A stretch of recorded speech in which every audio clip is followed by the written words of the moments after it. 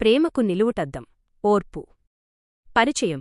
ప్రియమైనవార్లారా, ఈరోజు మనం ప్రేమ గురించి మాట్లాడుకుందాం. లోకంలో ప్రేమకు చాలా నిర్వచనాలు ఉన్నాయి, కాని నిజమైన ప్రేమకు అసలైన పరీక్ష ఓర్పు. ప్రేమ ఉంటేనే ఓర్పు సాధ్యమవుతుంది. ఓర్పు ఉన్నచోటే ప్రేమ పరిమళం వికసిస్తుంది. ఓర్పు యొక్క శక్తి. మనుషులుగా మనం ఒక్కోసారి కోపంతోనో అసహనంతోనో తీసుకునే నిర్ణయాలు పెద్ద ప్రమాదాలకు దారితీస్తాయి. కాని ఓర్పు అనేది మన జీవితంలో జరగబోయే పెద్ద పెద్ద పొరపాట్లను, ద్రోహకార్యాలను ఆపే శక్తి కలిగి ఉంటుంది.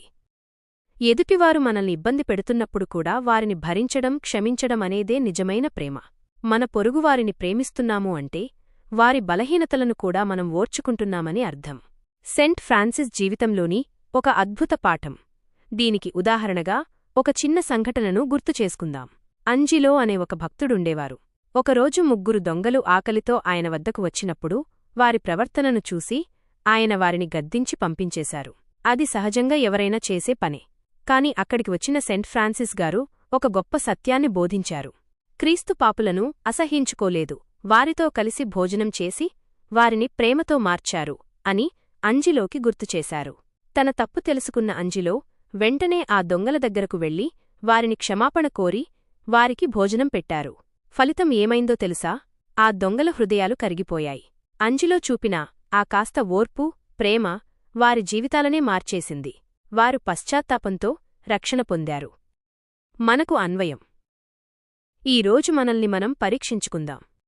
మన ఇంట్లో వారితో, స్నేహితులతో లేదా మనల్ని ద్వేషించేవారితో మనం ఎలా ఉంటున్నాం?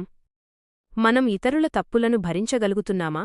కోపం వచ్చినప్పుడు ఒక్క క్షణం ఆగి ఆలోచిస్తున్నామా? ప్రేమ ఉంటేనే ఓర్పు సాధ్యం. ఓర్పు ఉంటేనే ఎదుటివారిలో మార్పు సాధ్యం. ముగింపు.